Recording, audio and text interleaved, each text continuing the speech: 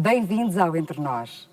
No programa de hoje vamos falar do espaço sonoro no teatro. E para isso convidamos Francisco Leal, que é chefe do Departamento de Som do Teatro Nacional São João. Francisco, muito obrigada por ter acedido ao nosso pedido para estar aqui entre nós.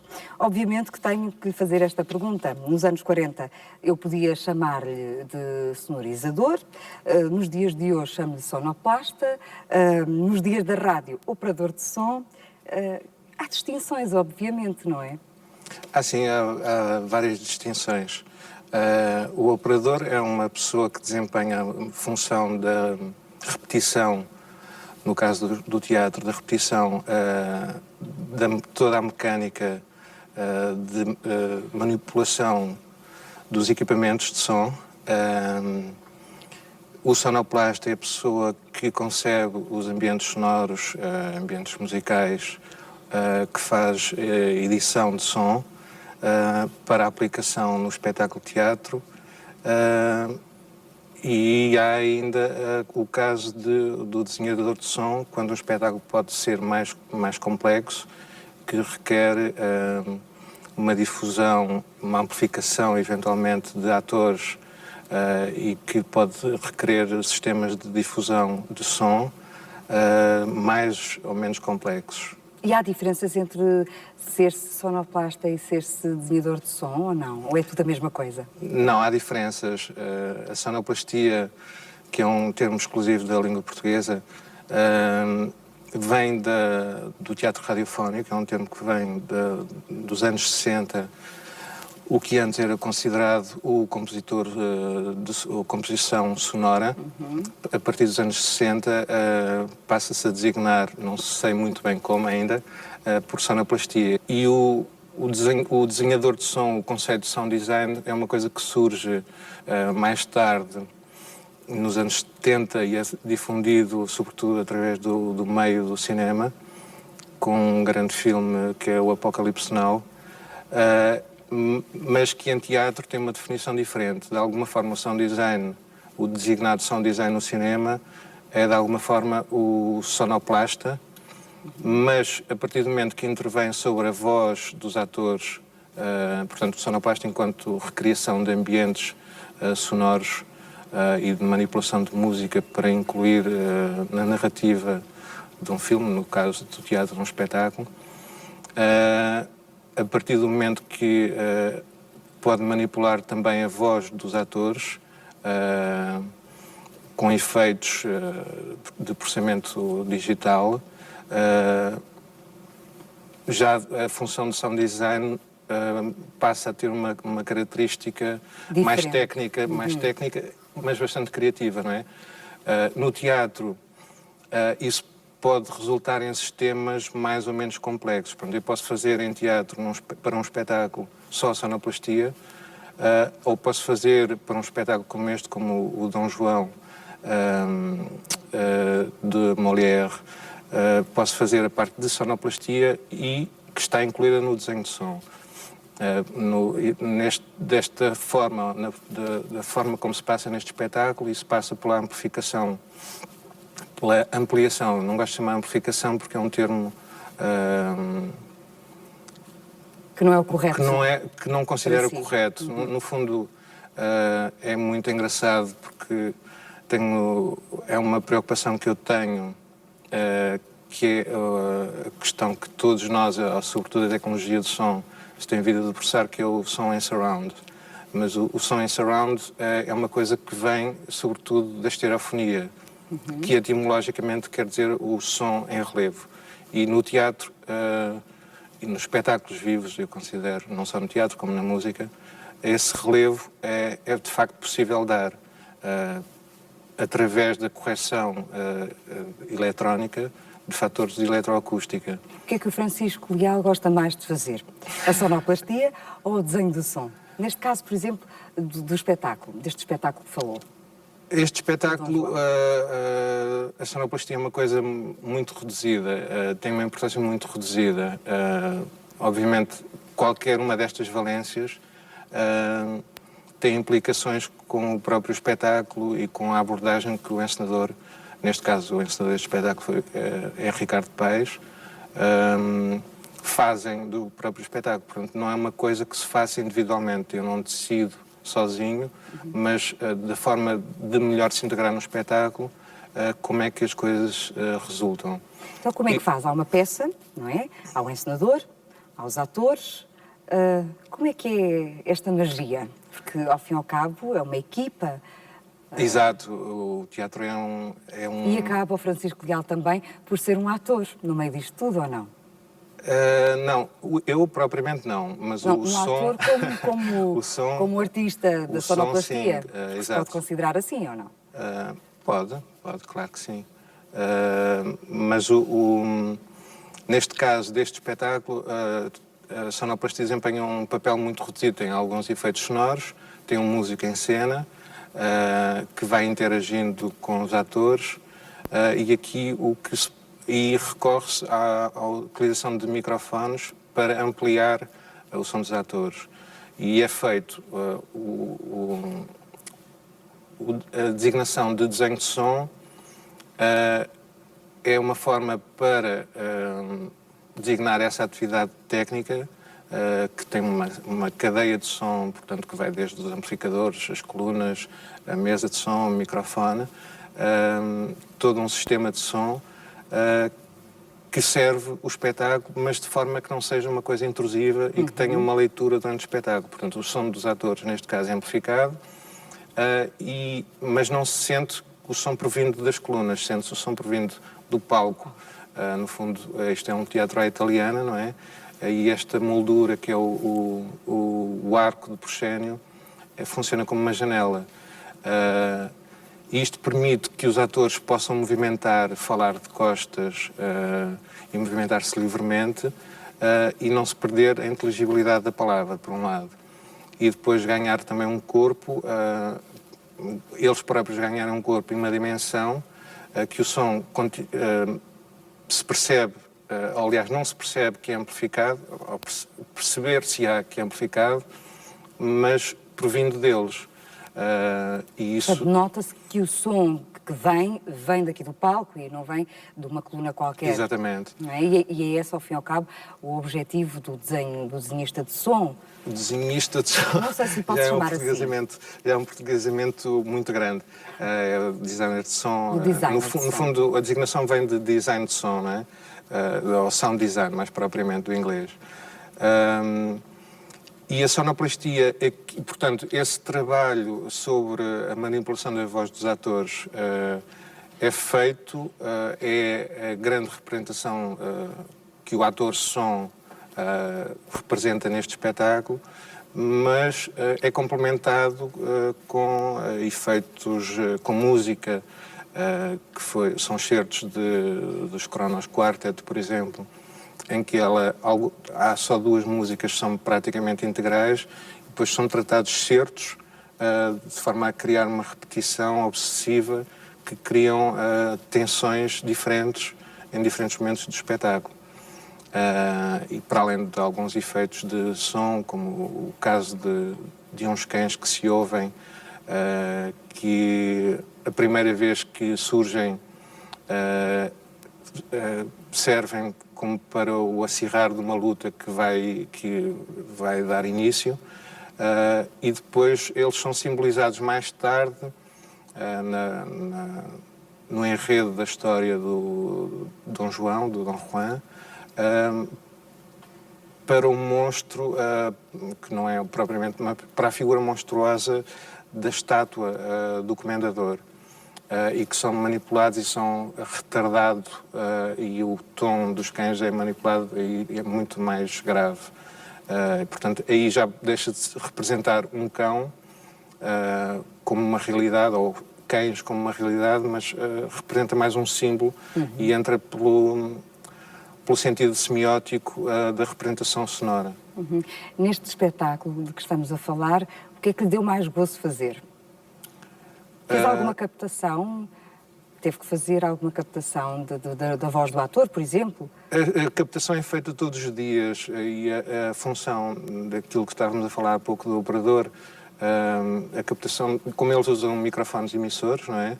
Como estes que nós temos, mas mais ou menos ocultos, Por acaso, algumas vezes não se consegue ocultar muito bem, porque há que ter um determinado rendimento a alturas em que eles falam muito baixo e que, por exemplo, se não fossem amplificados, praticamente não se ouviria ou não se perceberia. E daí o trabalho de vocês terem que os captar todos os dias, captar a voz dos atores. Não é só por isso, isto é uma opção, não é uma opção de prática pragmática, é uma opção estética, obviamente, não é? Corresponde a uma opção estética, a captação, porque permite essa liberdade de movimentação e de falar em tons íntimos que seriam impossíveis de o fazer numa sala, não é? A técnica de elocução, que é uma realidade, não é uma prática que aqui no São João nós temos, um professor de voz que acompanha os atores diariamente. De qualquer forma, a declamação no teatro antigo, que havia a grande preocupação da projeção de voz, deixa de ser uma preocupação e há um ganho na qualidade e nas variações, nas modulações do volume sonoro, portanto, das intensidades sonoras, na representação que, em termos de intensidade de representação, é um ganho, muitas vezes. Eu gostava que o Francisco Leal falasse dos efeitos sonoros, porque eu recordo-me, por exemplo, no teatro radiofónico, que havia vários tipos de pisos, não é? Para se ouvir os espaços. Uma caixa, por exemplo, com gravilha tem um tom diferente se estivermos num espaço de pedra. Eu gostava que me falasse um pouco sobre isso. O que me ligou ao teatro quando eu comecei como sonoplasta, de facto, é a magia do som. Gostava imenso da ideia de andar atrás, como um fotógrafo com uma máquina fotográfica, andar com um gravador e um microfone e filo bastantes vezes, às vezes ainda faço. Na captação de imagens Porque, ao fim e ao cabo, o que faz é uma captação de imagens sonoras, não é? É um pouco diferente. No caso, não estou a captar, estou a transmitir imagens sonoras, seja através de sons concretos, ditos concretos, não? Sons reais, pronto, uma realidade sonora. Mas a sonoplastia não serve só para fazer uma alusão de uma realidade sonora. Eu posso, através do som, representar a geografia de um espaço, de sons de som que entra, de um caminhão que entra em cena ou que circula em cena da esquerda para a direita,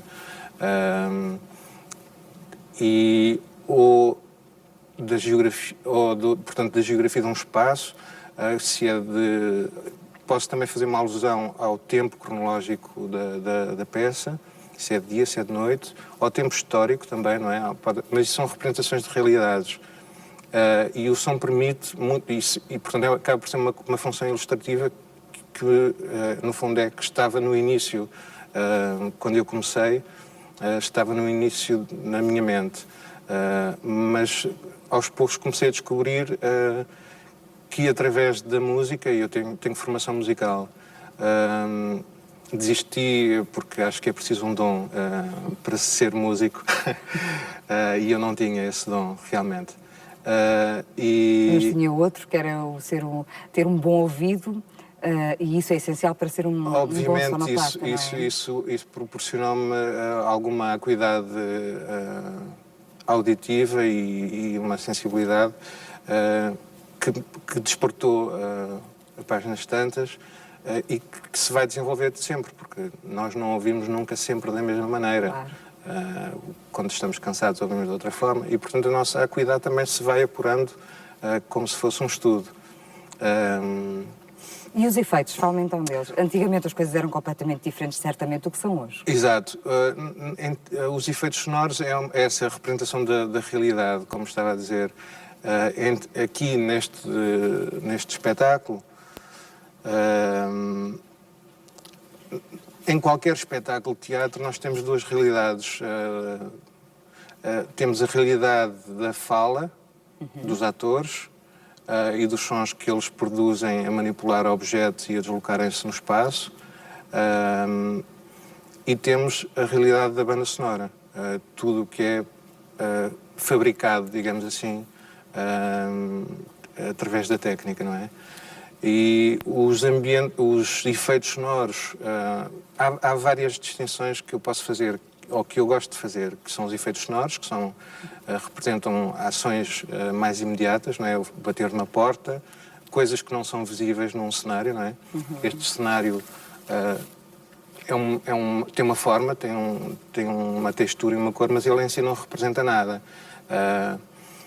E, portanto, há uma realidade toda para criar, que é feita, obviamente, primeiro pelo texto, mas depois há esta mecânica de cena de portas a abrirem-se e a fecharem-se, que muitas vezes não corresponde, ou de forma alguma corresponde a uma realidade arquitetónica da utilização das portas de uma casa, não é? Portanto, esses efeitos sonoros são ações mais imediatas. Pode ser um cão a ladrar, pode ser uma buzina. Também mais reais, não é? Sim, são em relação, ou podem ser efeitos de coisas que não existem, não é? Os efeitos sonoros podem ser coisas que não existem, de um monstro, na ficção científica, de coisas que não existem na realidade e que são pegadas a partir de sons e manipuladas ou criadas eletronicamente, não é? Na realidade, as coisas sonoras que não existem podem ser geradas. É uma das coisas que, a partir da década de 50, nos é permitido na área do som. A criação ou a invenção, neste caso, de sintetizadores permitiu uma panóplia de instrumentos e de sons que não existiam na realidade.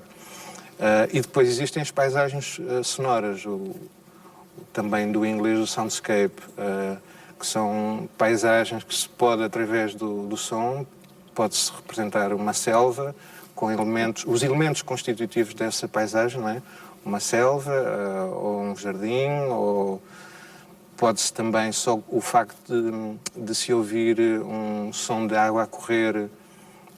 Quer dizer, são coisas que não se veem, são imagens que não estão visíveis no espaço do teatro, como não estavam visíveis no espaço radiofónico, obviamente, não é? É mais fácil lidar em termos de cinema com essas realidades, porque geralmente são imagens que existem, imagens que são visíveis, que podem ser fabricadas e, portanto, é preciso restituir um som a essas imagens. No teatro, quando a gente ouve o som de chuva, e o som de chuva é um caso particularmente difícil de representar, porque não temos a imagem da chuva, não é? E como é que nós vamos fazer crer que esse som é real? Que esse som é real? Mais fácil será pôr, como já havia utilizarem, água a correr numa janela e dar a imagem de chuva fora, portanto, em bastidores ou por trás da janela, não é? E nós, através do som e da colocação de uma coluna que dê essa ideia que o som provém desse sítio, podemos criar essa ilusão. E depois há o espaço imaginário todo, e isso há pouco perguntava-me o que é que eu gosto mais. Eu acho que eles se complementam. Eu gosto mesmo mais de sonoplastia, realmente. Mas eles complementam-se e apesar de não gostar absolutamente nada de trabalhar com microfones e emissores, porque é uma tecnologia falível, podem faltar pilhas, Exatamente. o ator suar, são tudo problemas com que lidamos diariamente. E, portanto, requer uma pessoa constantemente em palco a dar assistência em bastidores, só para microfones e emissores, e outra pessoa, que é sempre preciso o operador de som, não é? Que esteja a controlar e as variações, a ocupação desse operador, a perícia desse operador de som, para um espetáculo que utiliza microfones e emissores, é muito maior. Neste caso, ainda para mais, ele lida com duas realidades distintas. Uma que é as vozes dos atores e outra que é a manipulação da banda sonora. quase que tem que saber o texto e tudo o que acontece no espaço. Tem uma verdadeira partitura, um guião de som muitas vezes pode ser uma verdadeira partitura com tempos de resposta, com intensidades, com anotações próprias, que às vezes não cabem num texto, não é? Porque ele tem o texto, segue o texto, e há partes obviamente que já sabe de cor, mas às vezes não cabem no texto essas indicações de partitura de som. Francisco Leal, como é que hoje em dia vocês fazem a capturação e a produção do som? Porque é diferente, certamente, do que se fazia, por exemplo, nos anos 50, 60? A captação, na realidade, é uma técnica que evoluiu no sentido de, quando pensamos técnicas em estéreo ou em surround, os conceitos e as preocupações técnicas são outras, mas a tecnologia não evoluiu absolutamente nada, ou quase nada, não é?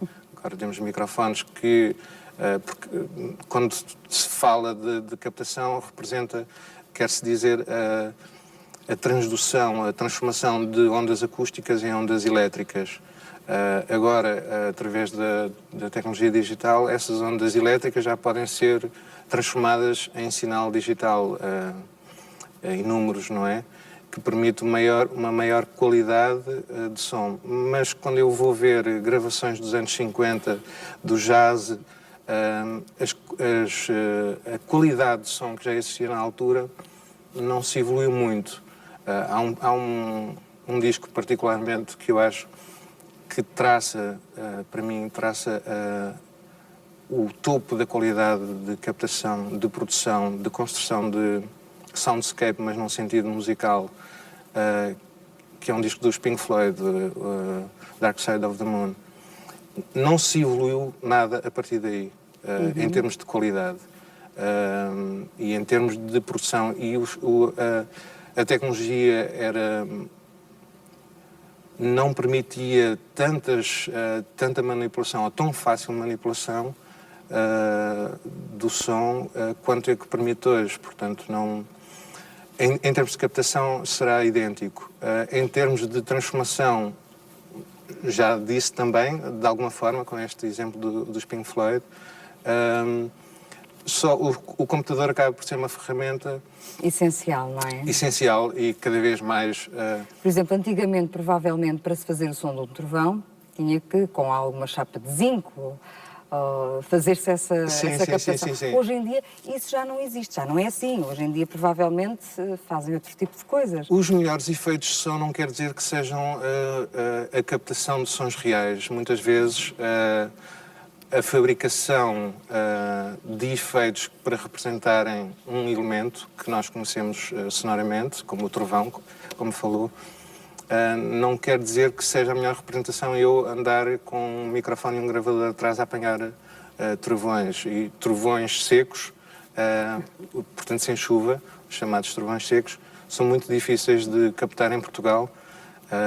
E há especialistas nos Estados Unidos que em trovões secos é muito engraçado isso, não é? São realidades muito diferentes. E eu, para determinada abordagem de um espetáculo para a representação de um trovão, eu posso fabricar um trovão. Como é que faz? Fica curiosa agora. É um pouco um outro elemento que existe,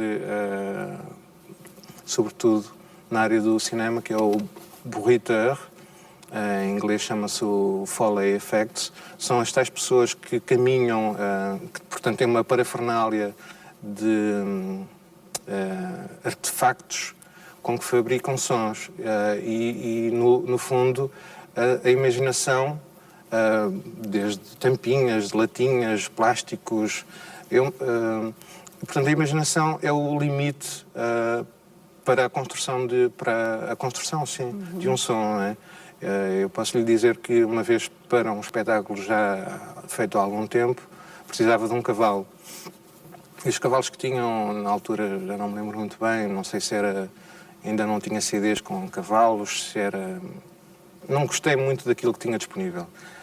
E então peguei numa tampa de uma cassete de áudio, que elas já não existem praticamente, e simplesmente trauteei com os dedos na cassete, dando os tempos da cavalgada, ou da memória que eu tenho de uma cavalgada. Nunca consegui cavalgar um cavalo.